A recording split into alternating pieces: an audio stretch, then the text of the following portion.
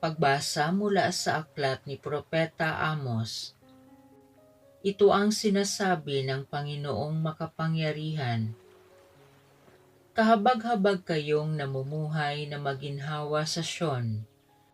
Kahabag-habag kayo na nahiga sa magagarang kama at nagpapahinga sa malalapad na himlayan habang nagpapakabusog sa masasarap na pagkain.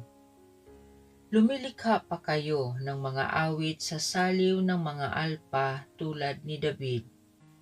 Sa malalaking mangkok na kayo umiinom ng alak at mamahaling pabango ang ipinapahid ninyo sa katawan. Ngunit itinangis na ba ninyo ang darating na pagkawasak ng Israel? Hindi, kaya nga kayo ang unang ipatatapon. Matitigil na ang inyong mga pagpipiging at pagsasaya. Ang salita ng Diyos. Kaluluwa ko iyong purihin, ang Panginoong butihin. Ang maaasahang lagi ay Panginoon, panig sa naaapi ang Diyos na hukom, may pagkaing handa sa nangagugutom. Kaluluwa ko iyong purihin, ang Panginoong butihin.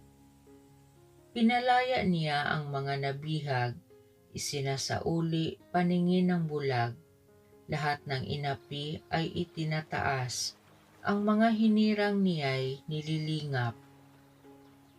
Kaluluwa ko iyong purihin, ang Panginoong butihin.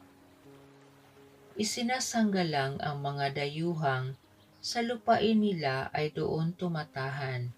Tumutulong siya sa balo at ulila, masamang balangkas pinipigil niya. Kaluluwa ko iyong purihin, ang Panginoong butihin. Walang hanggang hari ang Diyos na puon, nabubuhay lagi ang Diyos mo, Siyon. Kaluluwa ko iyong purihin, ang Panginoong butihin. Pagbasa mula sa unang sulat ni Apostol San Pablo kay Timoteo. Ikaw na lingkod ng Diyos, sikapin mong mamuhay sa katuwiran, kabanalan, pananalig, pag-ibig, pagtitiis at kaamuan.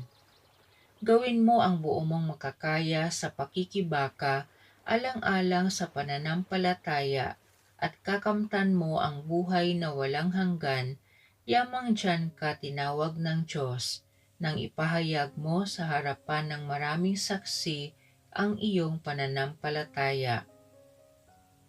Sa ngalan ng Diyos na nagbibigay buhay sa lahat ng bagay at sa ngalan ni Kristo Jesus na nagpatotoo sa harapan ni Poncio Pilato, iniuutos ko sa iyo. Ang mga tagubiling ito'y panatilihin mong mabisa at walang kapintasan hanggang sa pagdating ng Panginoong Hesukristo. Sa takdang panahon, siya'y ihahayag ng mapagpalang Diyos, ang makapangyarihang Hari ng mga hari at Panginoon ng mga Panginoon. Siya lamang ang walang kamatayan, ang nananahan sa liwanag na di matitigan. Hindi siya nakita o makikita ni numan. Sa Kanya ang karangalan at ang walang hanggang kapangyarihan. Amen. Ang salita ng Diyos. Si Kristo ay naging dukha upang tayo'y managana sa bigay niyang pagpapala. Ang mabuting balita ng Panginoon ayon kay San Lucas. Noong panahong iyon, sinabi ni Jesus sa mga Pariseo, may isang mayamang nagdaramit ng mamahalin at saganang-sagana sa pagkain araw-araw. At may isa namang pulubing nagngangalang Lazaro, tatad ng sugat, na nakalupasay sa may pintuan ng mayaman upang mamulot kahit mumong nahuhulog mula sa hapag ng mayaman. At dooy nilalapitan siya ng aso at dinidilaan ang kanyang mga sugat. Namatay ang pulubi, at dinala ng mga anghel sa piling ni Abraham. Namatay rin ang mayaman at inilibing. Sa gitna ng kanyang pagdurusa sa Hades, tumingala ang mayaman at kanyang natanaw sa malayo si Abraham, kapiling ni Lazaro, at sumigaw siya, "Amang Abraham, mahabag po kayo sa akin. Utusan ninyo si Lazaro na isawsaw sa tubig ang dulo ng kanyang daliri at palamigin ang aking dila, sapagkat naghihirap ako sa apoy na ito." Ngunit sinabi sa kanya ni Abraham, "Anak, alalahanin mong nagpasasa ka sa buhay sa ibabaw ng lupa, at si Lazaro'y nagtitiis ng kahirapan. Ngunit ngayoy inaaliw siya rito, samantalang ikaw na may nagdurusa. Higit sa lahat, inilagay sa pagitan natin ang isang malaking bangin upang ang mga narini ay hindi makaparian at ang mga nariyan ay hindi makaparini." At sinabi ng mayaman, "Kung gayon po, Amang Abraham, ipinamamanhik ko sa inyong papuntahin si Lazaro sa bahay ng aking ama, sapagkat ako'y may 5 kapatid na lalaki. Paparoonin nga ninyo siya upang balaan sila nang hindi sila humantong sa dakong ito ng pagdurusa."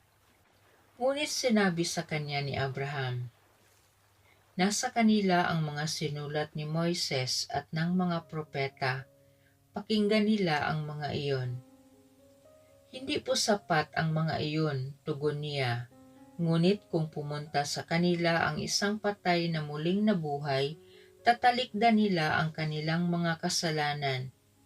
Sinabi sa kanya ni Abraham, "Kung ayaw nilang pakinggan ang mga sinulat ni Moises at ng mga propeta, hindi rin nila paniniwalaan kahit ang isang patay na muling nabuhay."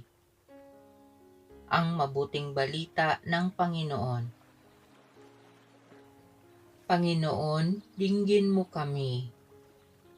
Para sa buong simbahan, naway manatili siyang tagapagtanggol ng mahihirap, mga inaapi at mga pinagkaitan, sa kabila ng panganib na mapalayo sa kanya ang mga makapangyarihan at mayayaman. Manalangin tayo. Panginoon, dinggin mo kami. Para sa Santo Papa, mga obispo at lahat ng iba pang namumuno sa atin, naway lagi nilang ipagtanggol ang mga karapatan ng lahat ng inaapi o pinagsasamantalahan ng walang pusong individual o institusyon. Manalangin tayo.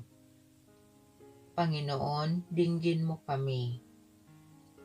Para sa mga nanunungkulan sa industriyang pandagat, naway lagi nilang igalang ang mga karapatan at karangalan ng mga mandaragat at umiwas sila sa anumang pagsasamantala. Manalangin tayo. Panginoon, dinggin mo kami.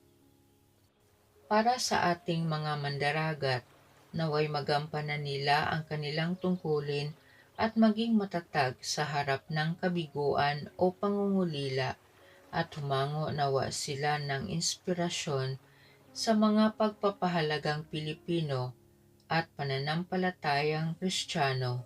Manalangin tayo. Panginoon, dinggin mo kami. Para sa mga pamilya ng migrante, naway matiis nila ang hirap ng kanilang pagkawalay sa kanilang mga kamag-anak at pasiglahin sila ng pananalig at pag-asang balang araw ay makakapiling nilang muli ang kanilang mga mahal sa buhay. Manalangin tayo. Panginoon, dinggin mo kami.